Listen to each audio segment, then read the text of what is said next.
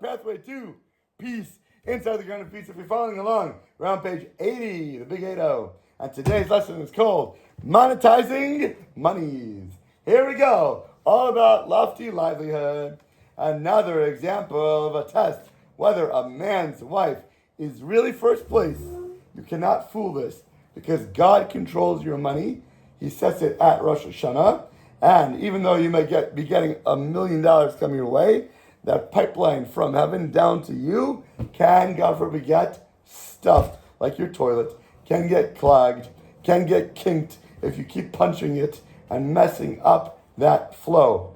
Our sages say that a man must, by law, spend more on his wife than he can afford. You hear this? Oh my gosh, my wife wants a $1,000 necklace. I only have $500 in the bank. Guess what, honey? If your wife is telling you you need to buy it for her, according to Jewish way of thought and life, you must do it. Not say, no, you have to understand. Listen to me for a minute. But look what we have in our bank account. Shh. Zip it. Lock it up. Close it. Throw away the key. Take the key and lock it up. Your mouth. If a husband has arguments with his wife about money, and he says, you don't understand, you don't look at the budget, you don't know how much your house costs, how much your car costs, how much tuition costs, you have no clue, you're living in La La Land, all you do is take my credit card all day and spend, and you have no idea that you're putting me into negative budget, he should ask himself, stop for a second. What is your number one priority in life? Your money or your wife? Can't be both. You have to pick one. And if it's your wife, then there's never a no you bring to her. I don't care what's going on. If you understand the reason behind the book, if you have a connection to your Creator, like you were saying, you're going to understand it. But if you lose the connection to God, and all you do is try to live the lessons without the connection, you're going to say, how the heck can I get my wife to go into the store right now if I have no money in my account? It makes no sense. You're going to live and drive yourself into the ground. You need to understand the reason behind it, the connection behind it, and have that relationship with God open at all times. Otherwise, you can't do it. It's going to be literally impossible. Here, you can't make her more important than your money if you don't have money. Therefore, anytime, no matter when, what, where, why, or how, she asks for money. Please, can I have 100, 200, 1,000, the credit card? You know what he says? Absolutely. My greatest gift. Thank you for the opportunity to make you happy. When you're happy, it makes me happy. If you don't have it, you don't have it. What do you mean? Can I please have $10,000 right now? I need it right now. Give it to me. Oh, you don't have it on you? Let me go find it for you. Let me go borrow. Let me go bring here, credit card, whatever. You should borrow it for her. If your wife is asking you for it, do not miss the message. God has ways of talking to you through prophecy, through baskos, through your wife. Remember what we said before? Your wife is a direct speaker box, a boom box, an emanation of God's voice. If you hear it, then thank you for making my mission clear today. Thank you for allowing me to know what I'm supposed to do instead of walking in the dark. At least I am exactly clear of how to act today, what I'm supposed to do. It's so simple. Keep it simple. It doesn't have to be, oh my gosh, I have such an amazing understanding. It's basic building blocks. Okay, go, green light, I gotta go. That's it. GPS, go here, go there, go left, go right, turn around. Thank you for just showing me which direction I need to go. You're making my part so simple for me right now. An easy understanding of what I need to do. All I have to do is stop putting myself in the way. All I have to do is shut my mouth. All I have to do is not argue and yell at the GPS and say, oh no, but I think I know a better way. Just go where it tells you to go. So easy. Get your arrogance, your haughtiness, put it on the side. That's it. I think it's so simple. You think it's so complicated. I don't. 4, you should give it to her, which is responsibility according to Jewish law, according to the Torah, not only to provide for her, but to make her happy.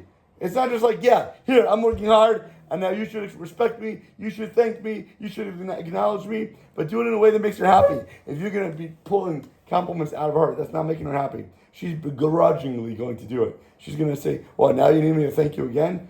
What's wrong with you? She'll be happy as soon as she feels she's the number one first place priority. Then she's going to start giving compliments back. Not when you're asking for it, trying to pull it out of her like pulling teeth. A well-known performer who was working on an exciting new project encountered a major domestic crisis at home with his wife. She had the impression that the project was, guess what? A little more important to her husband than she was. All his time was being devoted to this. Every waking hour, every email, every phone call, all his excitement, all his love was being towards this thing at work. And she felt that she wasn't getting his love as his project was. So she became his fiercest opponent. All of a sudden, everything became a fight. Everything became yelling at him. Everything started hindering him. How come you're going out now? Why are you always on the phone? Stop answering the emails. Be with me at dinner. Set aside some time. Why can't you talk to me? You're not giving me attention. Now everything he's trying to do becomes an argument, becomes a fight. Because she is not feeling his love. She's not feeling like, oh, she's the most important thing in the world. Because right now she's not. He's giving attention somewhere else.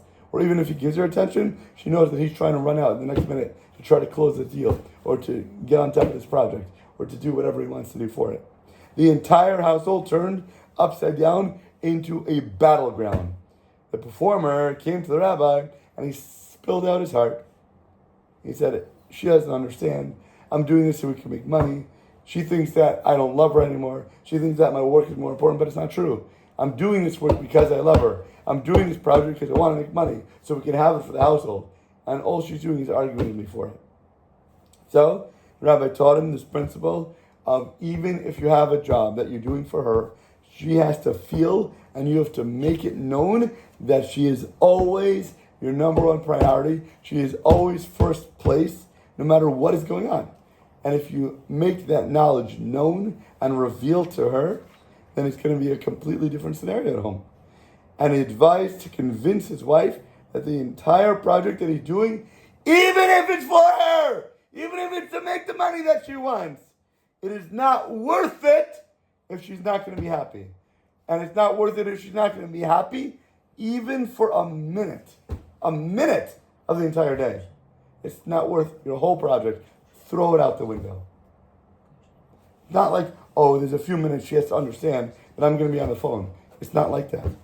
You don't tell her, you need to understand that I need some time to work. Garbage. Absolute worthlessness. The performer did a wonderful job of taking the rabbi's advice and implementing it.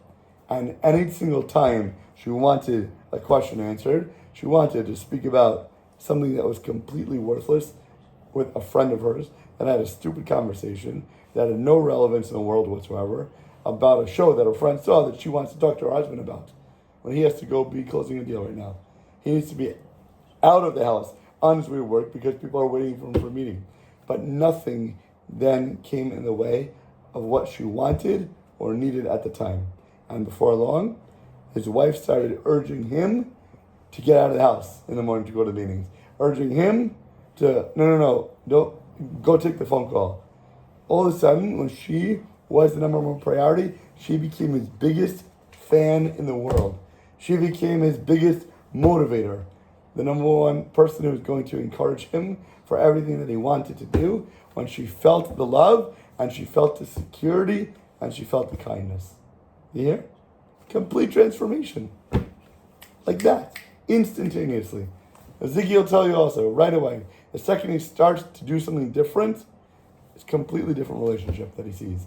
When he first just tries a little bit to do it differently. Not that he's done it for years, but even in that moment, when it clicks in your mind and switches in your heart, that this is how I want to feel, and she's going to sense it and feel it right away. And God's going to use that to bring about a totally different scenario right then and there. No comparisons! A woman's biggest rivalry is any other woman in the world, in life. A husband must therefore be careful to avoid ever mentioning the names of other women. Don't bring up in a conversation Even his mother? Any woman in life, especially his mother. Not even his mother, especially his mother. You know what the wife hates? When she makes something for you, and then you compare it to your wife's. Your mother. I'm not saying do that. I'm just saying. By bringing up some other woman. Just thought, hey, my mother called me. If you say, hey, my mother called me, you know what might think in her head? All of a sudden, things trigger that you never would think about in your world. Oh, maybe he's bringing up his mother because XYZ negative ABC. And then she's going to start comparing herself when you never meant to do that in the first place. But the fact that you bring it up, you're opening She's upset that you're whatever. You're opening She's up. upset that you have a good relationship and you're always talking with her. Maybe she's like, oh, you have a good relationship with your mother. What about me? What about me? Right? And you didn't mean it that way. But she's going to misconstrue everything. Don't give her daggers to stab you in the back with. Keep the knives away and closed and locked in the drawer, and I promise you'll be much better off for yourself.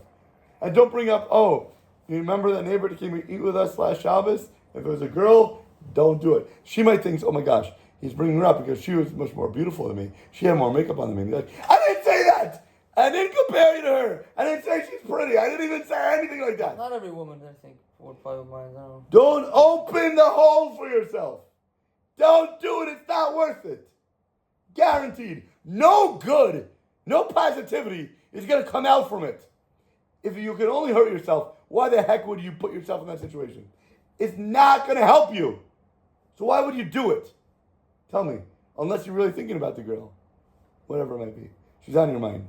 And you want to express it. But, oh, my wife should be somebody that we share a relationship with. She should want to hear what I have to say. We should have a real communication. But I told you, that's not what your wife is about. And you got to get that out of your head. Even if other books claim that's what a relationship is built on, I guarantee not. Guarantee not. By mentioning another woman, or by, God forbid, praising another woman, even his mother! Even his mother! They knew what you were going to say. Or even his sister! Not somebody he's interested in. Even mentioning his sister! What could be wrong saying my sister? What about his mother-in-law? Probably not. No? He's destroying his relationship! Only when you can mention his mother-in-law. No, because she's not going to get insulted when you mention her mother. She loves her mother. Hey, I was speaking to your mother. Hey, I was speaking to your mother yesterday. What? What about me? You're talking to my mother? No, she's not going to say that. Any woman who says that. Her sister? Any woman in the world, my friend. That's messed up. Any woman in the world. Don't think about your wife's sister. Even his mother or sister, he's destroying his relationship with his wife with his own two hands. You're literally knocking down your tower, crumbling your own foundations. And comparing your wife is the worst thing in the world. Forget mentioning somebody else. But when you start to compare your wife to another woman, that's the biggest disaster you could ever do in your life. In front of her, you mean? What do you mean in front of her? Of course, sir. Sweetheart, your Trillant was really good this week, but I really like Holy Schnitzel's Trillant better. Like that, you're saying? You tell me. Well, it's different. Or you're saying to your friend, in your mind. if I speak with him about the frustrations of my married life. Okay, so very simple. Obviously, saying it to your wife is the worst thing in the world, correct? No two ways about it. Okay. Now, if you're going to be saying something like that to another person, now you better be careful with the energies that you're putting out into the world, because those are going to boomerang right back to you. And two, forget what you're putting out, just think about what you're putting in. You're making that a mentality and a mindset in your heart and mind, and that's going to screw you up too. You might be off your game then when you come and confront her later, if that's what you're thinking. If you're thinking rage, and then you go to wife and you're like, don't let it out, there are going to be times it slips out. But if you become more of a peaceful person, then you're going to have a much more peaceful relationship, because it's so much easier, because that's what you're feeling inside. If you try to fake it a lot of the time, you're not going to be able to fake it the whole time. You're not going to be able to fake it the whole time. You'll fake it. You can hold it in maybe like 85% of the time, but the rest you're going to blow up. So here, you answered your own question, right? So even if the husband does it so innocently, and he actually is a genuine person, he's still pushing his wife out of the number one spot in his life by mentioning something or somebody else. A wife cannot stand when a husband praises somebody's cooking, or orderliness, or cleanliness, or patience, because at the end of the day, the bottom line is, she thinks that you're saying that she's not that, even if you never meant it that way. They're going to take things and twist them a million different ways, and just be aware of that, be on top of it, and don't ever do it.